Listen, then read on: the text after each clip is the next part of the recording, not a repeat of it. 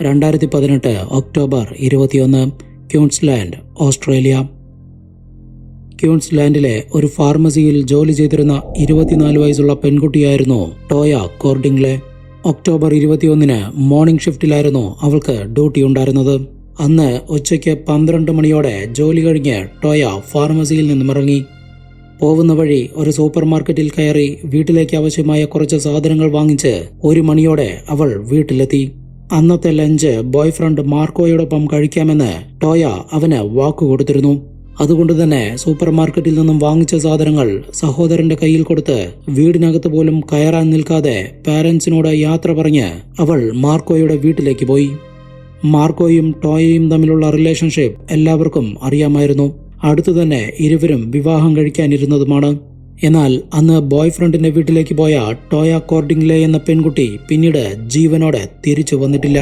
2018 ഓസ്ട്രേലിയയെ ഞെട്ടിച്ച വൻ വിവാദങ്ങളുണ്ടാക്കിയ ടോയ മർഡർ കേസിൽ യഥാർത്ഥത്തിൽ എന്താണ് സംഭവിച്ചത്?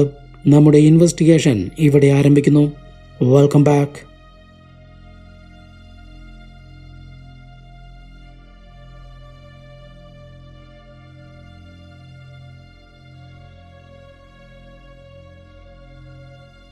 അന്ന് ഉച്ചയ്ക്ക് 2 മണിയോടെയാണ് ടോയ ബോയ്ഫ്രണ്ട് മാർക്കോയുടെ വീട്ടിലെത്തിയത്.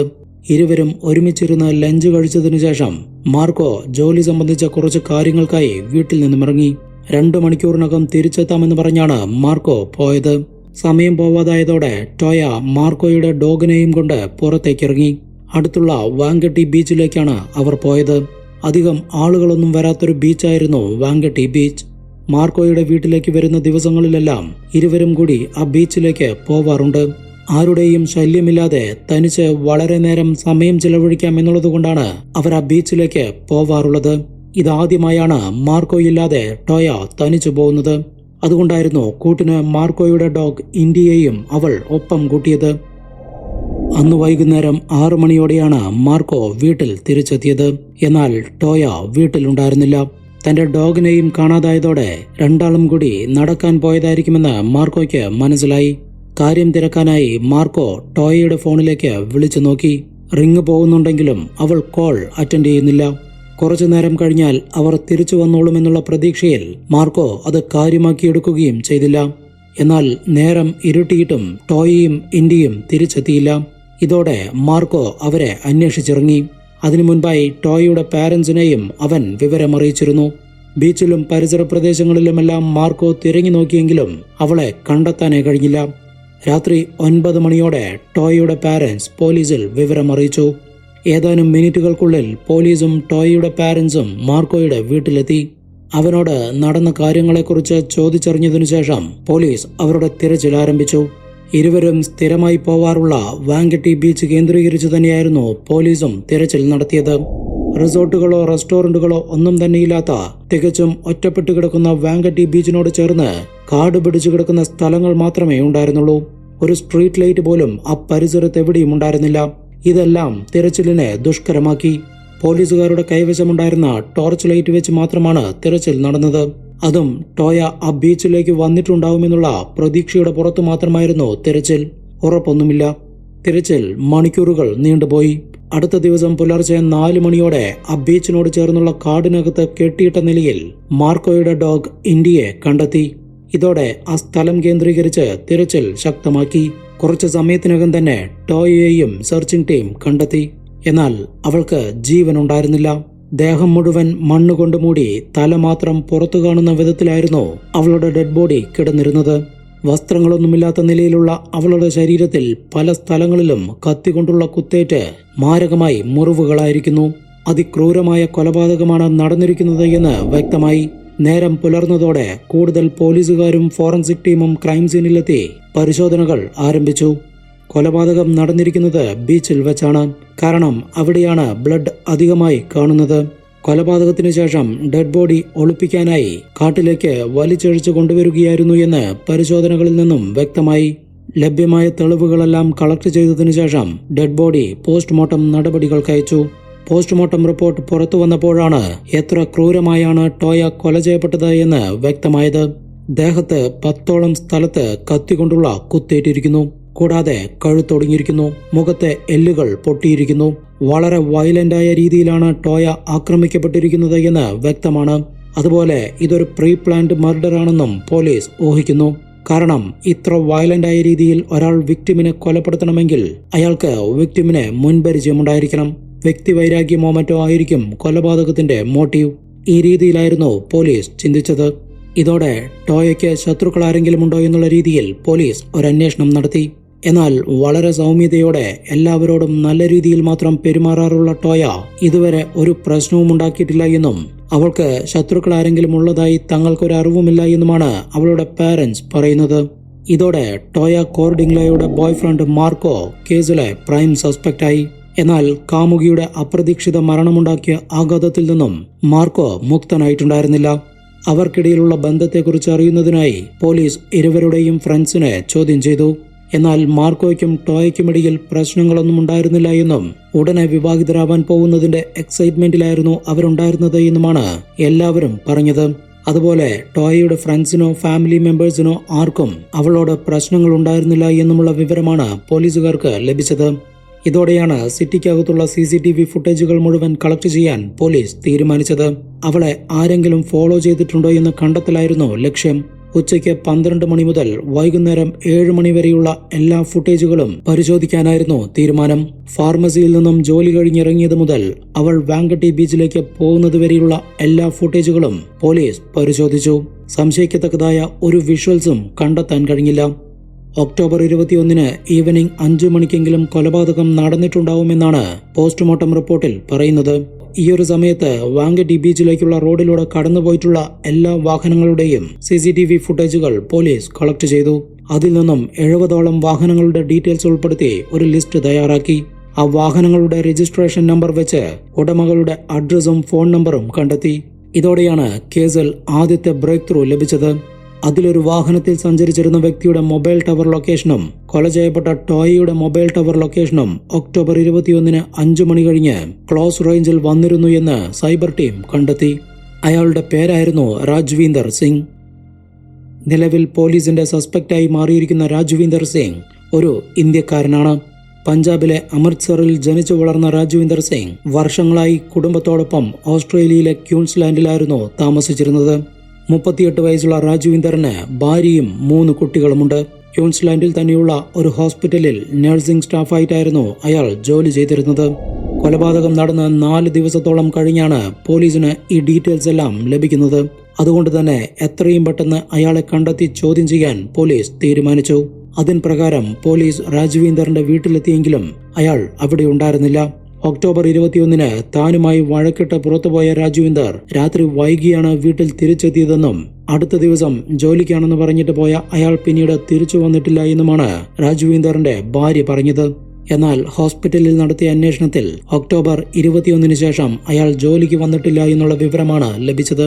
ഇതേസമയം രാജ്വീന്ദറിന്റെ ഒരു സുഹൃത്ത് വളരെ നിർണായകമായ ഒരു മൊഴി പോലീസിന് നൽകി. ഒക്ടോബർ 21 രാത്രി ഞാൻ രാജ്വീന്ദറിനെ കണ്ടിരുന്നു എന്നും ആ സമയത്ത് അയാൾ നല്ല ടെൻഷനിലായിരുന്നു എന്നും അയാളുടെ കയ്യിൽ ആരോ കടിച്ചതുപോലുള്ള ഒരു മുറിവ് കണ്ടിരുന്നു എന്നുമാണ് അയാൾ മൊഴി കൊടുത്തത്. ഇതോടെ ഈ കൊലപാതകത്തിൽ രാജ്വീന്ദറിന് പങ്കുണ്ടോ എന്നുള്ള സംശയം ബലപ്പെട്ടു. ഉടനടി അയാളെ കണ്ടെത്തുന്നതിനായി പോലീസ് ശ്രമം തുടങ്ങി. ഇത്തരത്തിൽ നടത്തിയ അന്വേഷണത്തിൽ ഒക്ടോബർ 22 രാജ്വീന്ദർ ക്യൂൻസ്ലാൻഡിൽ നിന്നും സിഡ്നിയിലേക്ക് പോയിട്ടുണ്ട് എന്നും അവിടെ നിന്നും ഇന്ത്യയിലേക്ക് കടന്നിട്ടുണ്ട് എന്നുമുള്ള വിവരമാണ് ലഭിച്ചത്. ക്രൂരമായൊരു കൊലപാതകം നടത്തിയതിനു ശേഷം രാജ്വീന്ദർ പോലീസ് പിടിയിലാവുമെന്ന് ഭയന്ന് ഭാര്യയെയും മക്കളെയും ഉപേക്ഷിച്ച് സ്വന്തം രാജ്യത്തേക്ക് രക്ഷപ്പെട്ടിരിക്കുകയാണ് എന്നുള്ള വിവരം അന്വേഷണ ഉദ്യോഗസ്ഥരെ നിരാശരാക്കി.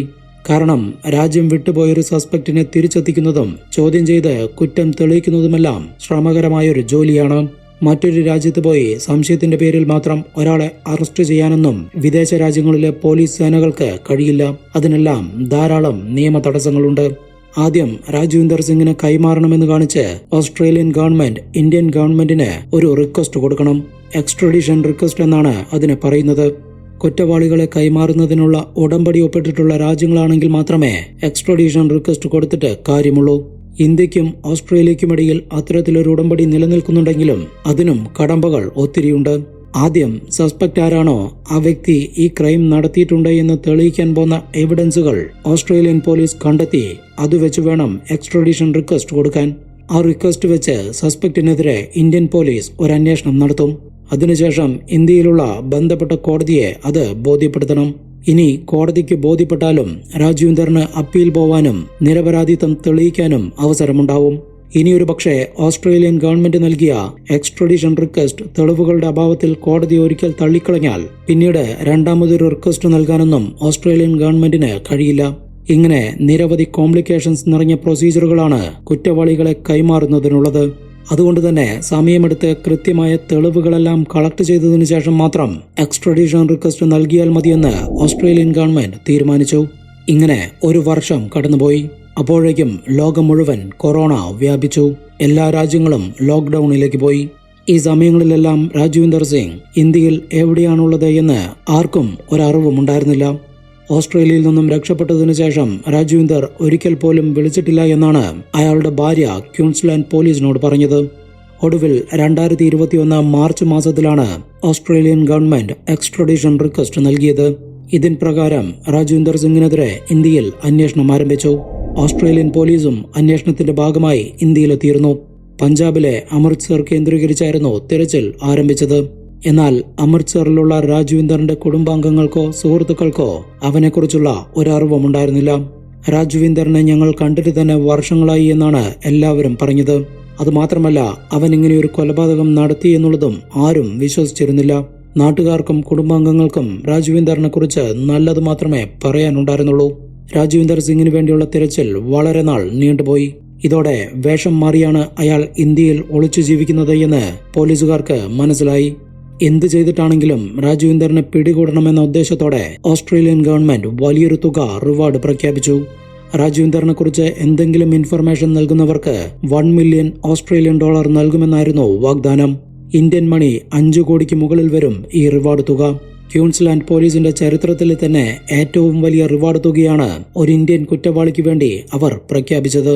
ഒടുവിൽ 2022 നവംബർ 25 ഡൽഹി പോലീസിന് ഒരു ഇൻഫർമേഷൻ ലഭിച്ചു.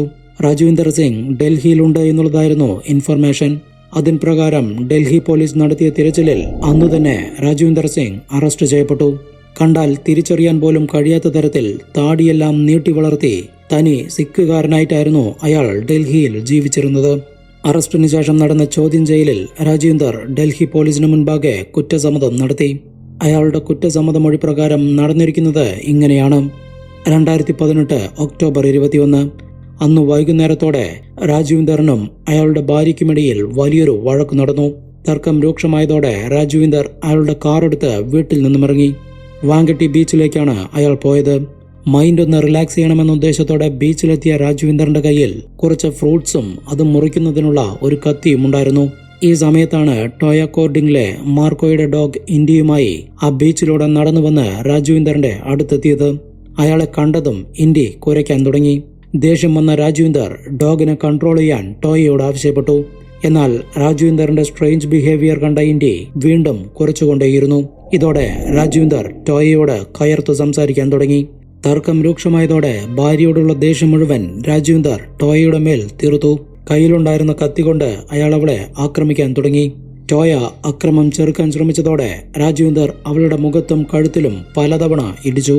അങ്ങനെയാണ് അവളുടെ കഴുത്തൊടിഞ്ഞത്. ദേഹമാസകലം പല സ്ഥലത്തും കത്തികൊണ്ടുള്ള കുത്തേറ്റ് നിലത്ത് വീണ ടോയ ചോര വാർന്ന് മരണപ്പെടുകയായിരുന്നു. അതിനുശേഷം ഡെഡ് ബോഡി ബീച്ചിനോട് ചേർന്നുള്ള കാടിനകത്തേക്ക് വലിച്ചിഴിച്ചു കൊണ്ടുപോയി കുഴിച്ചിടുകയും ഇന്ത്യയെ അടുത്തു തന്നെയുള്ള ഒരു മരത്തിൽ കെട്ടിയിടുകയും ചെയ്തതിനു ശേഷം രാജ്വിന്ദർ അവിടെ നിന്നും രക്ഷപ്പെടുകയുമായിരുന്നു. ഓസ്ട്രേലിയൻ പോലീസ് എന്തായാലും തന്നെ കണ്ടെത്തുമെന്ന് മനസ്സിലാക്കിയതോടെയാണ് അയാൾ അടുത്ത ദിവസം തന്നെ ഇന്ത്യയിലേക്ക് രക്ഷപ്പെട്ടത്. ഇതെല്ലാം രാജ്വിന്ദറിന്റെ മൊഴി മാത്രമാണ്. അതിൽ എത്രത്തോളം സത്യമുണ്ട് എന്നുള്ള കാര്യത്തിൽ വ്യക്തതയില്ല. നായ കുരച്ചു എന്നുള്ള കാരണത്തിന്റെ പുറത്തു മാത്രം ഒരാൾ ഇങ്ങനെയൊരു കൊലപാതകം നടത്തുമോ എന്നുള്ളതാണ് പ്രധാന ചോദ്യം. അതുപോലെ ടോയയുടെ ഡെഡ് ബോഡി കണ്ടെത്തുമ്പോൾ അവളുടെ ശരീരത്ത് വസ്ത്രങ്ങളൊന്നും ഉണ്ടായിരുന്നില്ല. ഒരുപക്ഷെ ലൈംഗിക അതിക്രമത്തിന് ശ്രമിക്കുകയോ മറ്റെന്തെങ്കിലും കാരണം കൊണ്ട് ഉപേക്ഷിക്കുകയോ ചെയ്തതാവാനും സാധ്യതയുണ്ട്. ഇതിനെല്ലാം പുറമെ പോലീസിനോട് കുറ്റസമ്മതം നടത്തിയ രാജ്വിന്ദർ കോടതി മുൻപാകെ മൊഴി മാറ്റി. ഡൽഹി പോലീസ് തന്നെ ഭീഷണിപ്പെടുത്തി കുറ്റം സമ്മതിപ്പിച്ചതാണ് എന്നായിരുന്നു അയാൾ കോടതിയിൽ പറഞ്ഞത്. അതുപോലെ വിക്ടിം ഒരാളല്ല എന്നും ടോയയെ കൂടാതെ മറ്റൊരാൾ കൂടി ആ ബീച്ചിൽ വെച്ച് കൊല ചെയ്യപ്പെട്ടിട്ടുണ്ട് എന്നും കില്ലേഴ്സ് ഓസ്ട്രേലിയക്കാരായ 2 യുവാക്കളാണെന്നും രാജ്വിന്ദർ കോടതിയിൽ വെളിപ്പെടുത്തി. എന്നാൽ ഇതെല്ലാം കേസ് വഴിതിരിച്ചുവിടാനായി രാജ്വിന്ദർ ഉണ്ടാക്കിയ കെട്ടുകഥയാണ് എന്നായിരുന്നു ഓസ്ട്രേലിയൻ പോലീസിന്റെ വാദം. നിലവിൽ രാജ്വിന്ദർ സിംഗിനെ ഓസ്ട്രേലിയക്ക് കൈമാറിയിട്ടുണ്ട്. ഓസ്ട്രേലിയൻ കോടതിയിൽ വിചാരണ നടപടികൾ പുരോഗമിക്കുകയാണ്. ഇതുവരെ കേസിൽ ശിക്ഷ വിധിച്ചിട്ടില്ല. ഈ കേസിനെ കുറിച്ചുള്ള നിങ്ങളുടെ അഭിപ്രായങ്ങൾ കമന്റ് ചെയ്ത് പറയൂ. പുതിയൊരു ഇൻവെസ്റ്റിഗേഷൻ സ്റ്റോറിയുമായി വീണ്ടും കാണാം. ബൈ. ഇൻവെസ്റ്റിഗേഷൻ സ്റ്റോറീസ് അല്ലാതെ മറ്റു വ്യത്യസ്തമായ വീഡിയോകൾ കാണുന്നതിനായി നമ്മുടെ സെക്കൻഡ് ചാനലായ ഇൻവെസ്റ്റിഗേഷൻ സ്പോട്ട് 2.0 സബ്സ്ക്രൈബ് ചെയ്യൂ. ചാനൽ ലിങ്ക് കമന്റിൽ പിൻ ചെയ്ത് വെച്ചിട്ടുണ്ട്.